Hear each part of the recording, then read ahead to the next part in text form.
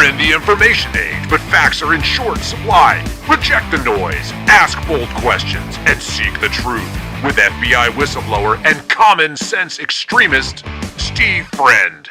This is the American Radicals Podcast.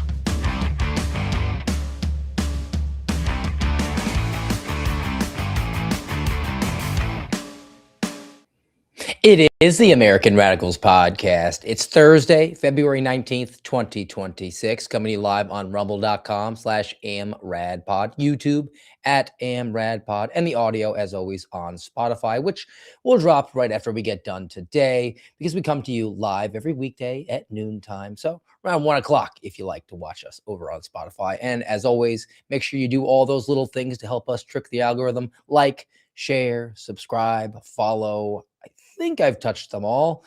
We got to trick the algorithm, guys. We got to expand out the brand so we can radicalize more Americans into our commonsensical way of thinking. Today, we're going to be talking about blood in the water. You give an inch and they take a mile. So we're going to talk about the Maryland man, again, Kilmar Abrego Garcia, and he might be going free.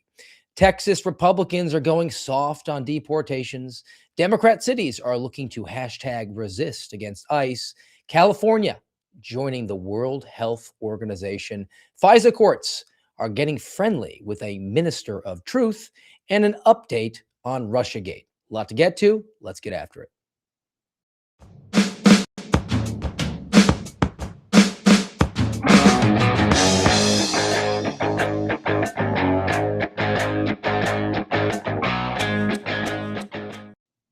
We all remember that substitute class, right? Grade school. That cool guy or gal came in with a real soft touch. And what happens? It was a panacea, right? It was just manna from heaven. No, it was Thunderdome. Because if you don't come down with the iron fist on those little kids, then they will just run amok, which I think the Trump administration is going to start experiencing in mass, particularly this year as it is an election year, because they've now shown weakness. They've shown mush. You push where there's mush.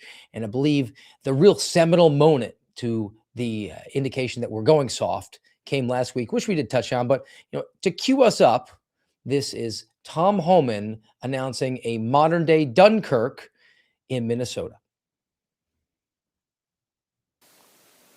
With that, and success that has been made arresting public safety threats and other priorities since this surge operation began, as well as the unprecedented levels of coordination we have obtained from state officials and local law enforcement, I have proposed, and President Trump has concurred, that this surge operation conclude. A significant drawdown has already been underway this week and will continue through the next week. That's enough of that. It is Dunkirk. They have been pushed to that final little sliver of sand on a beach, and they have to evacuate all the troops across the English Channel so that the war will not be totally lost. And the only reason Dunkirk could possibly be remembered as anything other than a tactical retreat at best, not just a total loss, was because the Allies won eventually years later. I don't see a plan, particularly on the mass deportation front, which is going to be the lion's share of the stories that we want to cover today. So let's begin with the Maryland man, who got an update from a leftist communist judge. So from the Associated Press, the headline of this piece is that a federal judge ruled that Kilmar Abrego Garcia cannot be re-detained by ICE. So ICE can't re-detain this jerk because a 90-day detention period has just expired. This is a quotation from the judge. Her name is Paula Xinis. It's spelled Xinis. She sounds very American. A quotation from the judge, and I will take down this article because it's ugly. Associated Press doesn't do a really good job with its illustrations and design.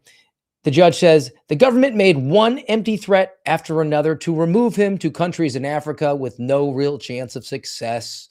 From this, the court easily concludes that there is no good reason to believe removal is likely in the reasonably foreseeable future. So they missed the deadline.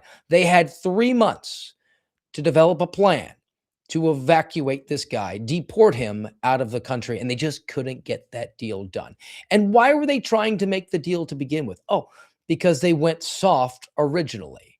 If you remember, this guy, MS-13 member, he's got the tats, he wears the Chicago Bulls hat, he's definitely a dirtbag gang member, also has a criminal history where he's tuning up his old lady. She went on Good Morning America and couldn't answer basic questions from hard-hitting Big J journalist Michael Strahan, former NFL player.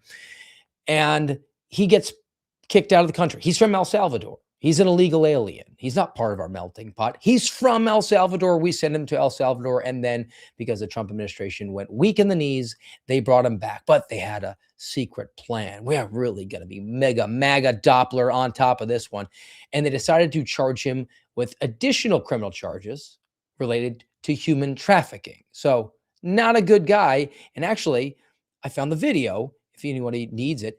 This is what Kilmar Abrego Garcia looked like when he was stopped by Tennessee state troopers engaging in human trafficking.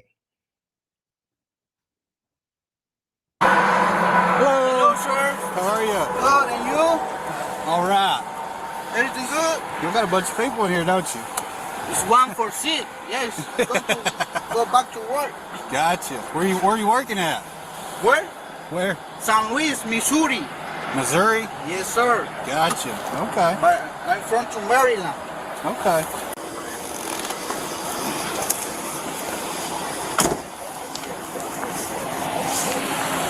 Come right over here. Okay. So nothing illegal? No, sir. Okay. Where did you say you was coming from? So I coming from to San Luis, Missouri. The project is over there. So right now it's done. 2 weeks over there. Okay. So right now I'm going back to home. Okay.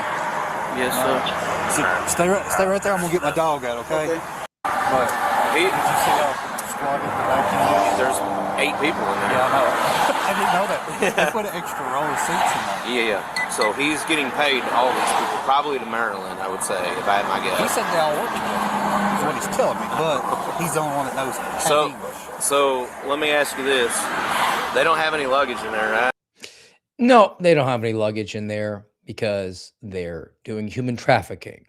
Pretty clear that was the old bull and the young bull and the Tennessee State Troopers. If you happen to be listening, just to flip on over to the visual footage here on Spotify. We're only a couple minutes into the show. You see the old bull there saying, "No, son, rookie, this is human trafficking. These guys have zero luggage, and I bet if you pull them out here, they have a toothbrush in their pocket. That's basically all their belongings."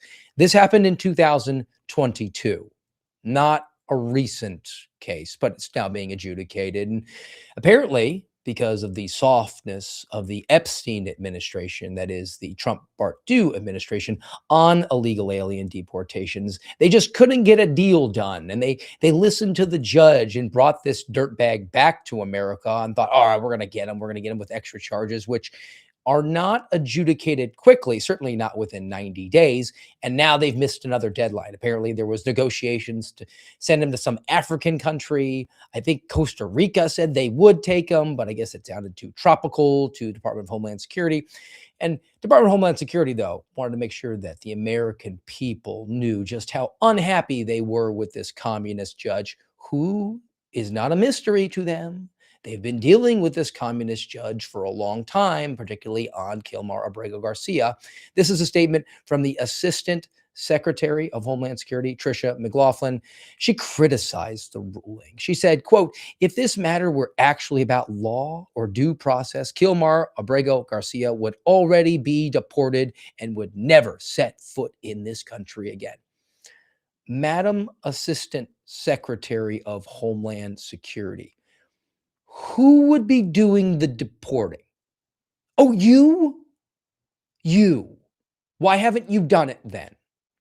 Who's going to arrest you if you do it?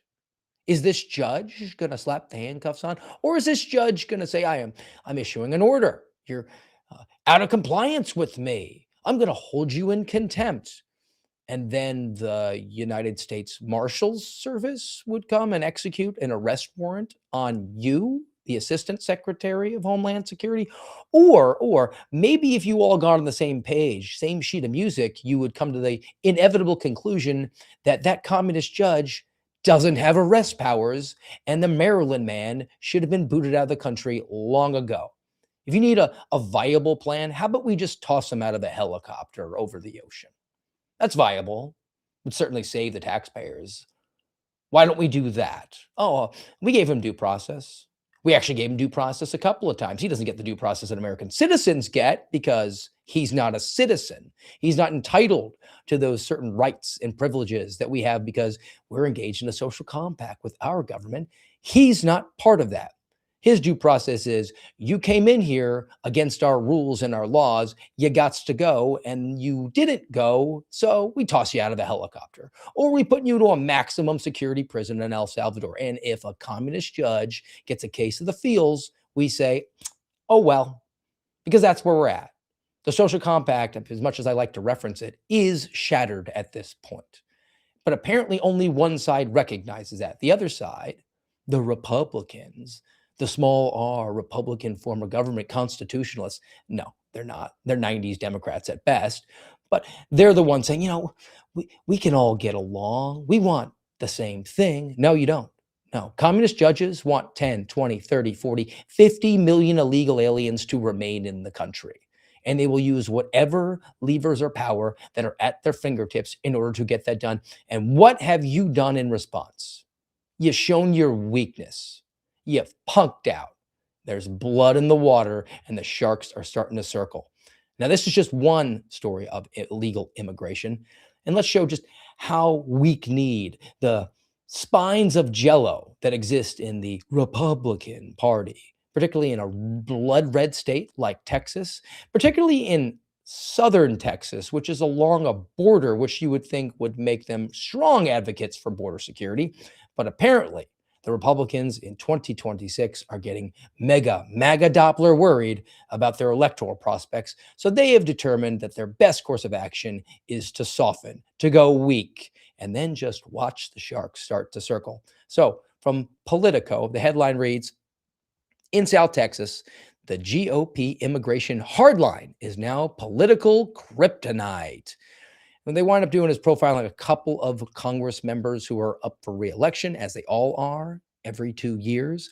But before we get to those, some commentary, because there are a lot of Latinos who live in this area. It's in close proximity to Mexico. Kind of makes sense that demographic would be there. But they reference Latino voters. The Latino voters' embrace of Trump was a political earthquake. South Texas was the epicenter. The immigration crackdowns, though, have wreaked havoc for the area's business community, particularly on beer and construction. So local industry has been hurt because they're workers who are legal citizens. Oh, no, they're not. So they've been hiring illegal aliens. They're suffering. So now the representatives from that area have to pivot their stance away from actually fulfilling the mandate that the American people sent in southern Texas. The Latino voters, because they're citizens, because you can only vote if you're a citizen, unless it's 2020, we're just going to mail in ballots. But allegedly, in the alleged land of the free, a small r Republican constitutional form of government with a pesky, dusty document that lays out how we're actually supposed to do the voting process. You're supposed to be a citizen. So I don't know why you would be concerned about mass deportations affecting you. No, the local businesses, though, the donors to the Republicans, the Chamber of Commerce Republicans, they're really upset. They've taken a hit. Their workers aren't showing up and the sales are down. And then they reached out to a grassroots activist, some local guy from an organization called Libre Initiative. His name is Daniel Garza. He's a conservative grassroots activist based in South Texas. He said the harsh crackdown could dissuade Hispanic voters who might otherwise support the GOP. And he wants them to take a softer look at it. Well, Libre Initiative, what the heck is that? Well, so I went and looked at it. Went to the LibreInitiative.com and to their immigration part of their website where they get into what their demands are. And let's see if this strikes you as blood red, conservative, America first, or if it's more in line with the Mike Johnsons of the world. Quote, with millions of jobs unfilled and a growing economy, it's imperative that we have a dynamic immigration system that is responsive to the needs and demands of the American market that are complementary to American workers. Let me translate. We don't need a 13th Amendment anymore. We got to have those illegal aliens who we deem to be acceptable to pick the cotton so that the Chamber of Commerce Republicans can get those donations and get reelected. And they can talk about how, we're going to have comprehensive immigration reform. Now, who are some of those Chamber of Commerce Republicans? A couple of representatives from this area. First one, Tony Gonzalez. He said he plans to continue to advocate that the Republican Party needs to focus on convicted criminal illegal aliens. No, they all got to go. They're all criminal. They're all illegal aliens. I don't know why we have to delineate between one and another. This one's mega, MAGA, Doppler bad, so we should focus all our resources on him. No. How about you just get rid of them all? Why are we picking one versus the other? If somebody is deemed to be dangerous, then you might take some extra precautions. Maybe you take a few extra dudes to go handle that. But I don't know why we have to go with a soft touch on anybody else. It's not like they don't know they're illegal. It's not like they didn't live through 2024 when the American people had a choice between Kamalamanism, where we weren't going to do any border enforcement and just continue to allow millions of them to stream across, or they had Donald Trump, who allegedly was going to be doing mass deportations. And the American people voted in mass, not just the Electoral College, the popular election as well. The other representative that we should touch on is Monica de la Cruz. She's gone from calling for mass deportations to focusing on the worst of the worst because she thinks she's going to lose votes. From who? Illegal aliens? Why would legal citizens who vote want illegal aliens to remain when they originally voted for you to do mass deportations? What has changed here?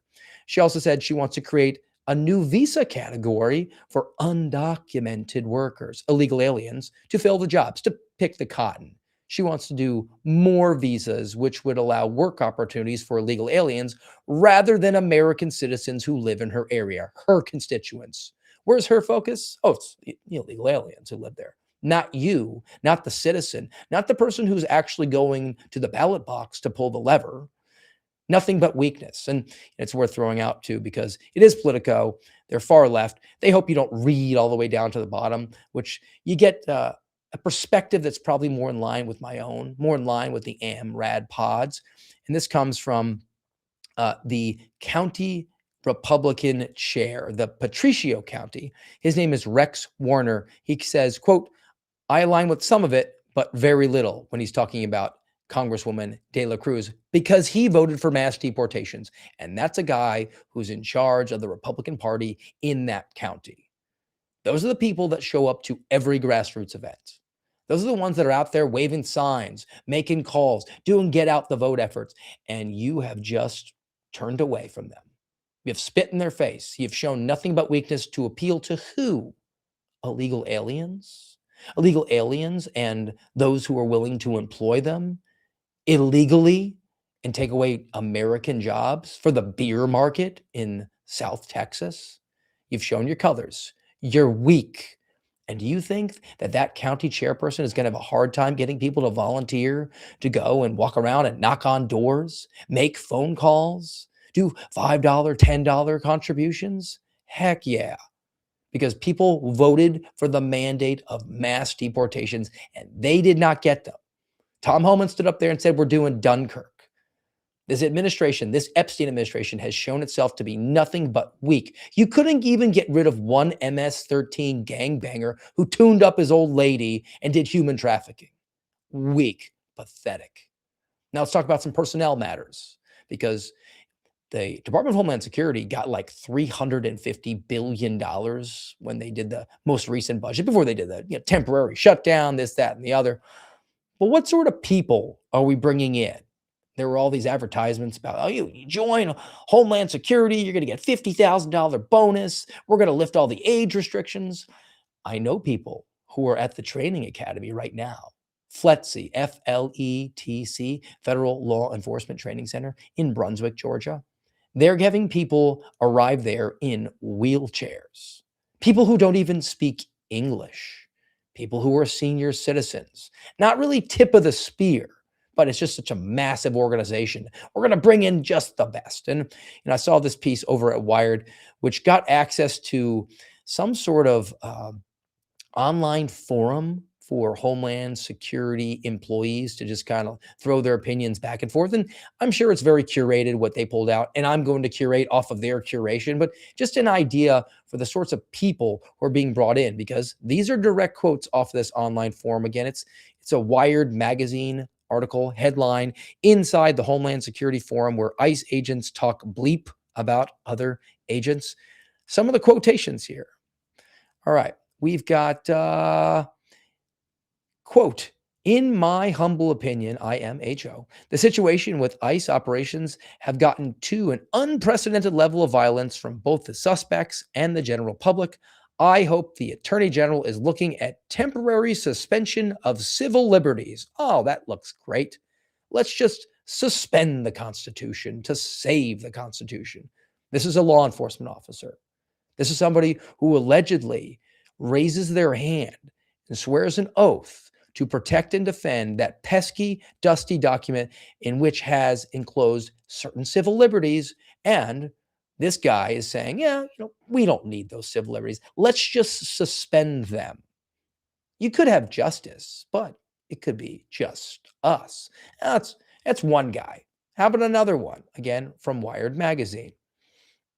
Quote, can't believe we have supposed agents here questioning the shooting of a domestic terrorist. Oh, so he went hard after the administration's line about anybody who's the subject of an ICE shooting, whether or not it was justified or not, we're not going to weigh in on. I think I have weighed in on. I think it was probably the first one of the poet in Minnesota.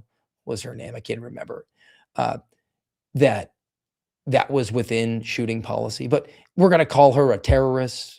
Again, it's very us versus them. I don't think they're doing a lot of constitutional law instruction down at FLETC, or they're getting people down there who just aren't capable of comprehending the magnitude of the job they're about to have. Other quotations include the use of 1811s, which are the criminal investigators, special agents, for administrative immigration enforcement is a complete misuse of resources. That I agree with. Now, 1811, that's a job description. FBI agent, DEA agent, Homeland Security investigation agent, HSI agent, U.S. Marshals, 1811. That's your designation. You're a special agent, but really it's that number.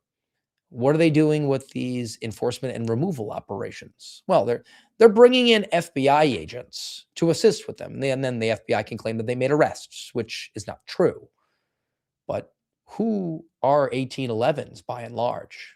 I mean, you do have some door kickers. You got prior military, you got prior law enforcement, but we're getting away from that now. We're recruiting teachers and doctors and business professionals and lawyers, people who sit in a cubicle all day, and they're going to get jocked up in their brand new federal government issued gear and go out and do enforcement operations, having never done the training, never done any crowd control matters. The last time they put handcuffs on anybody was in a sterile defensive tactics environment 7, 10, 15 years ago when they were going through a training academy because they worked national security, haven't arrested anybody in their entire career.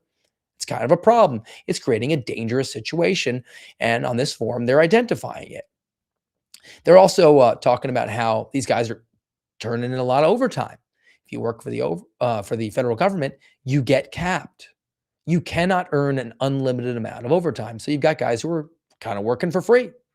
They've put in 9, 10 months and they're working 50, 60 hours a week. They have now earned the maximum amount that they can earn.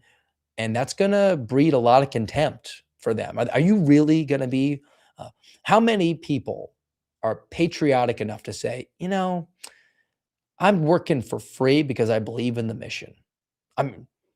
They are out there. There's guys out there like my buddy Garrett O'Boyle who do believe in the mission. That's why they originally joined the military and then went to work for the FBI.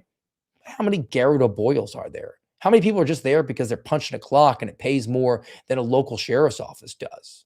Are they really going to be the best people that we put out there? And also the signing bonuses has some problems.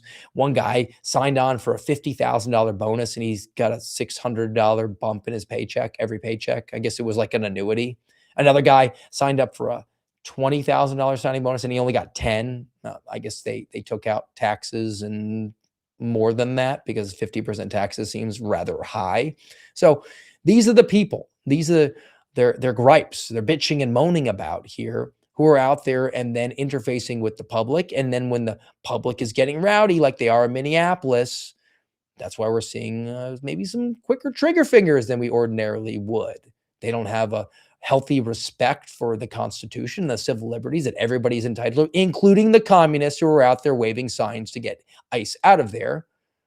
And at the same time, when they've gone in there, they've demonstrated that they not only lack the prowess and the capability and the knowledge, but they're just kind of willing to be jackbooted thugs when private, that they're expressing that.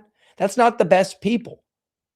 I know we've devoted a ton of money and materiel to an organization like Department of Homeland Security to fulfill the mandate the American people voted for, to fulfill the charge that our pesky, dusty document demands of them, and that is protect the border and deport those who violate it. But that comes with a certain modicum of responsibility. You're supposed to be vetted as having certain intrinsic values or certain perspectives and knowledge that are necessary in order to fulfill that. It's a privilege to have that job, but instead we're not getting the best and the brightest, and we're also showing ourselves to be weak on the mission. We've lost out on the purpose. The purpose of this is mass deportations, and we're just listening to the Republicans in Southern Texas or the Tom Homans of the world who are now saying, it's kind of looking bad. So we're just going to pivot and we're going to show weakness. And when you show weakness, like any substitute teacher knows, the kids are not going to comply with even the most basic request, which is now let's get to some examples of the pushback, the hashtag resisting that is going on around the country because the Epstein administration has failed to grab the bull by the horns and actually fulfill the promises that they had. So from the Washington Post, because democracy dies in darkness, the WAPO is celebrating, guys. Headline, Democratic-led cities move to block ICE, setting up a clash with Trump, who's mean, orange, and literally Hitler. So there's mayors in LA, New York, Chicago, Boston, Seattle, Oakland. They're signing executive orders to try to restrict ICE.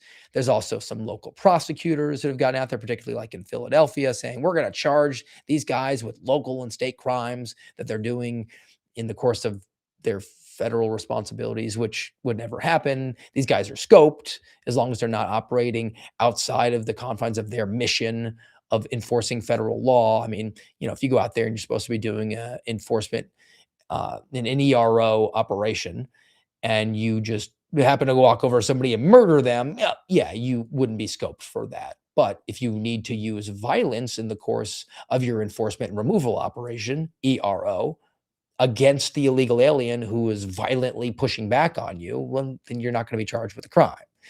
Then we've got some of these executive orders saying you can't wear masks. You can't stop that from happening. There's no state law that would ever be held up in a court of law that says that they can mandate dress codes at a state and local level of what federal officers are wearing. And also restricting their ability to use public areas to stage, or once they get a guy apprehended, they want to get him out of the hot zone. They want to reorganize and figure out what they're going to do. And then they go to a public park to do it.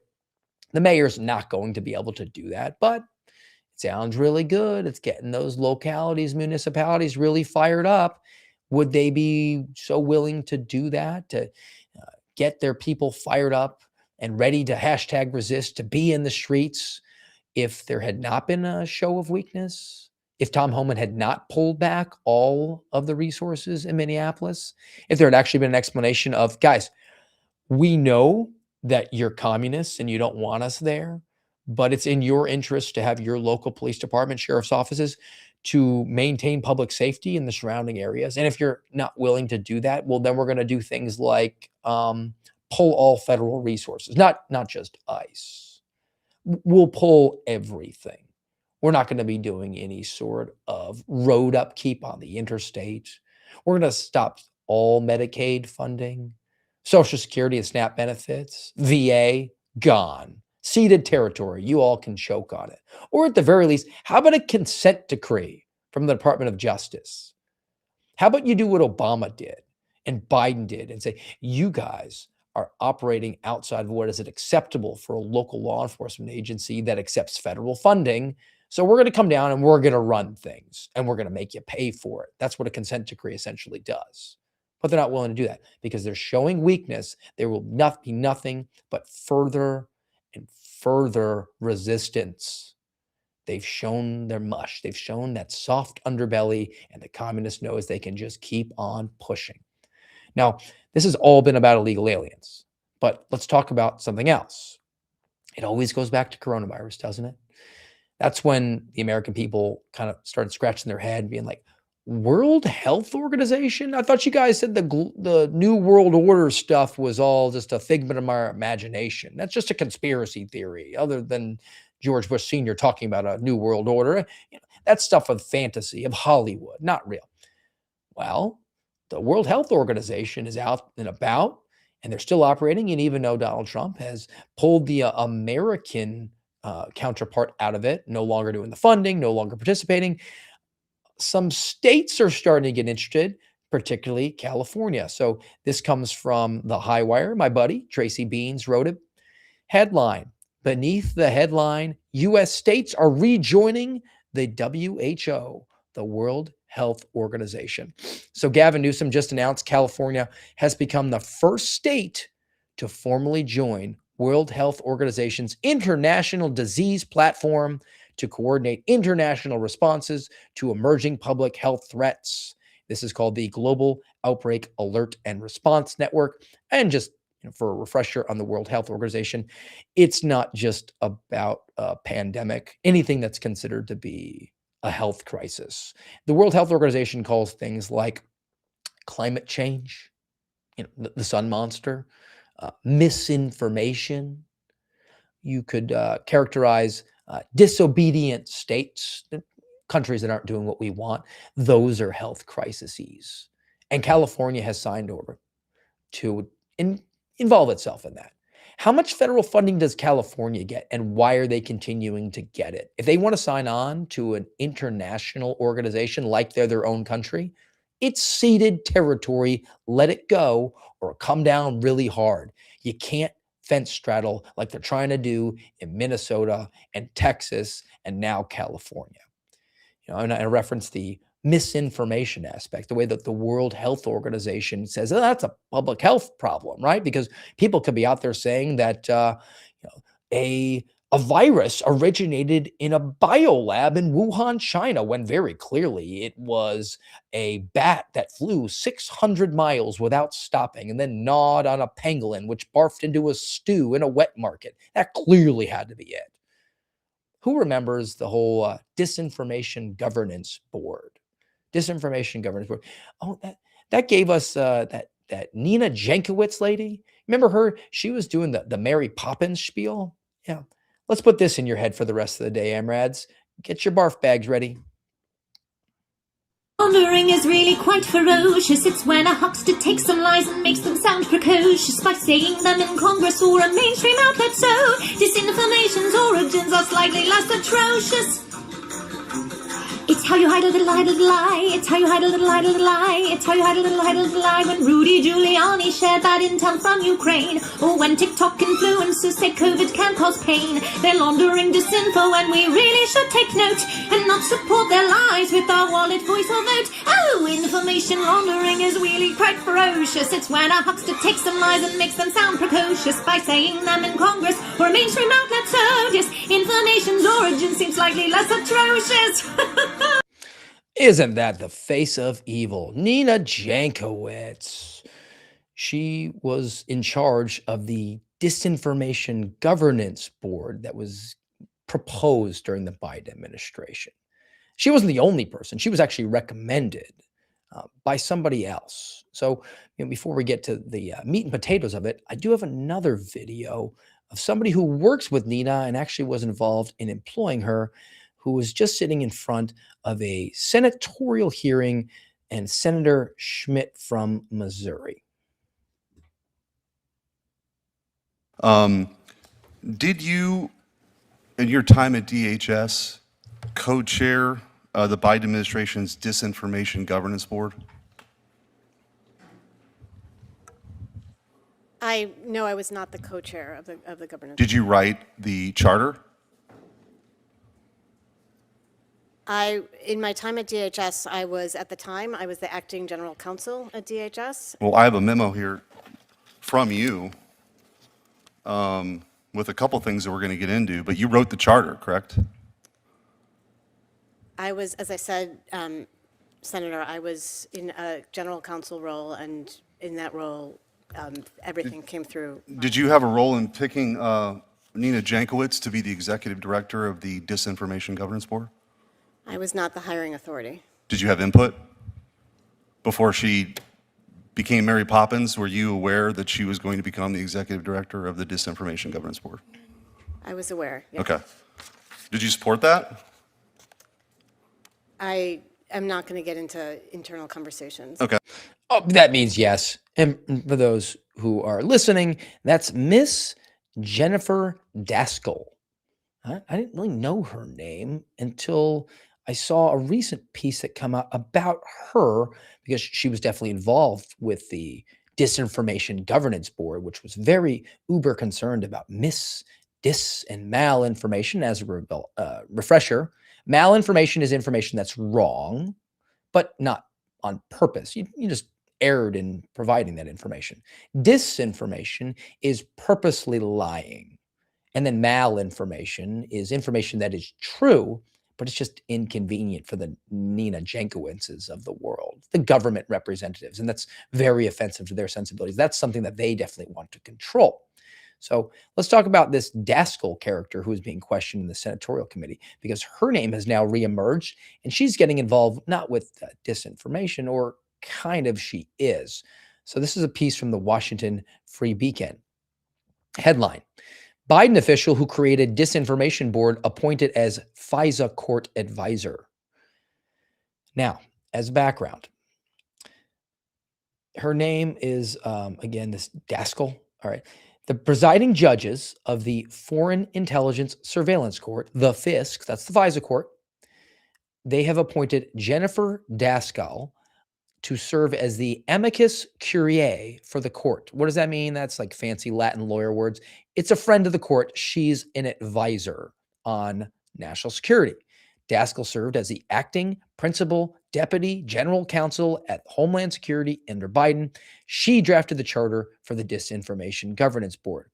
Now, the board, the Disinformation Governance Board, what were they interested in? I said malinformation, but specifically, they wanted to do censorship and redactions of people who were worried about election fraud, people who were upset with immigration policy, saying, hey, the Biden administration is letting 50 million illegal aliens in. Oh, we have to quell that.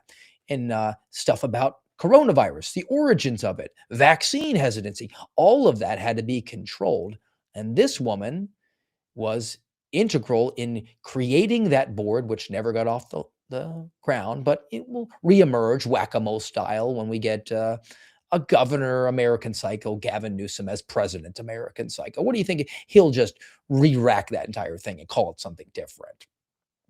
But now, this woman, Jennifer Daskal, she has reemerged. She's going to be giving her input to the FISA courts. Those are the secret courts that authorize wiretaps on people for national security purposes.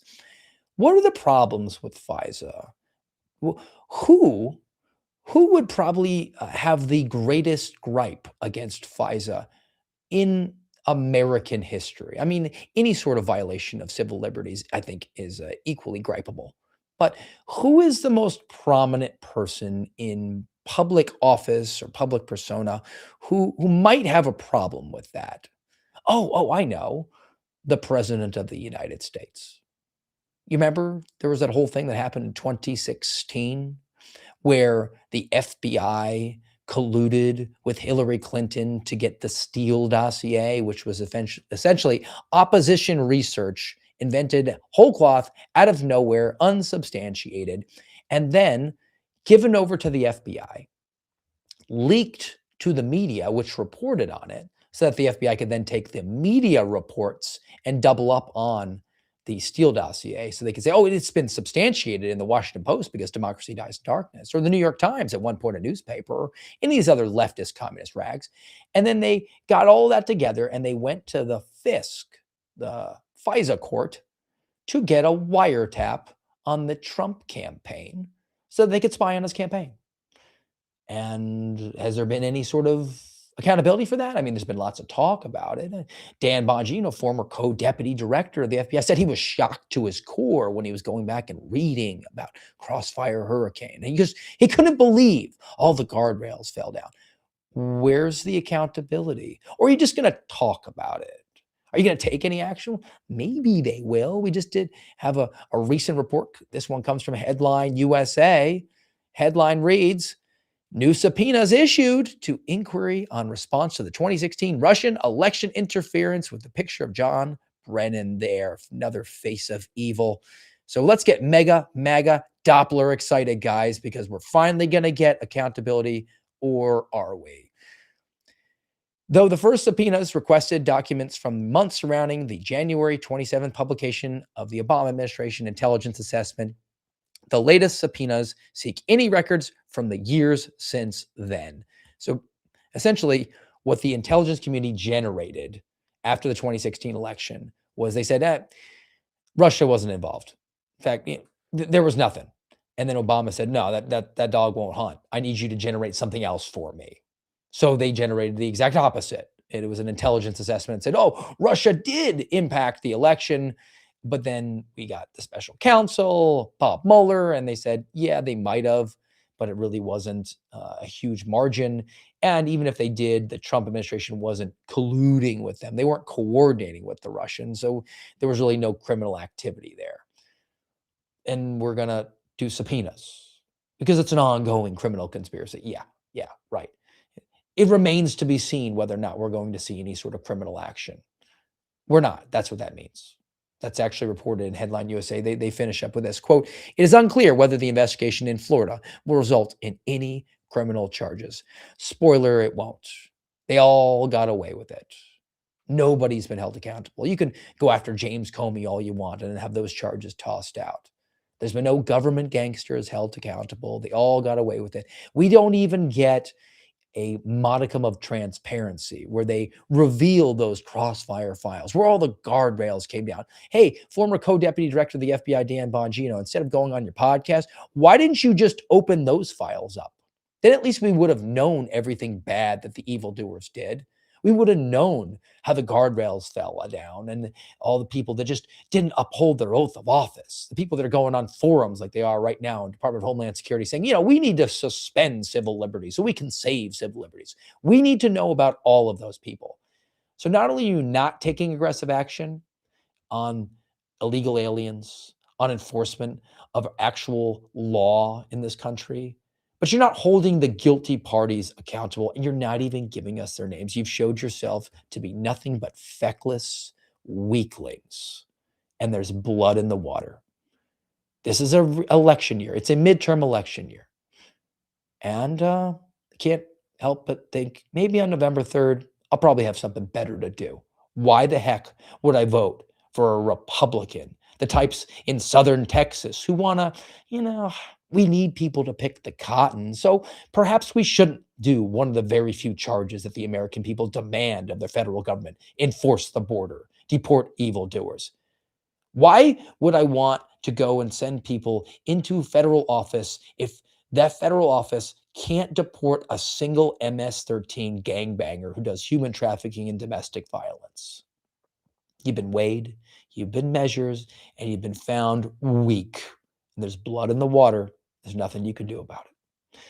All right, guys, that's going to wrap us up for today on the AmRad pod, but I'm not going to leave you without a palate cleanse. I mean, because when you smell blood in the water in an argument with your spouse, I think I have the way. I mean, those ladies, they're a dastardly bunch, but I think this guy, he might have the way around the argument.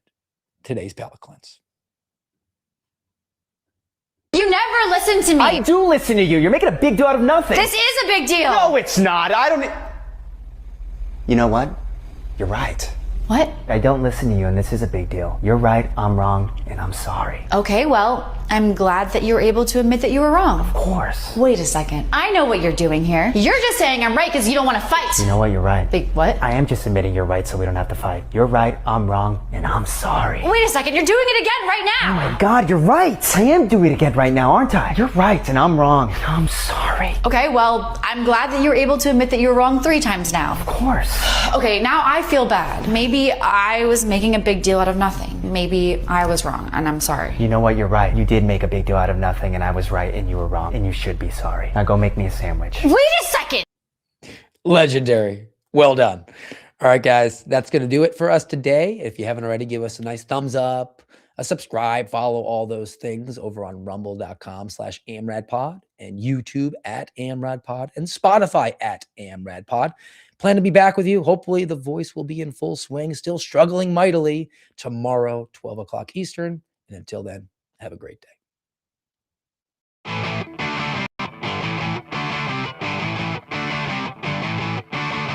You've been listening to the American Radicals podcast. Find us on YouTube, Rumble, and X @AmRadPod.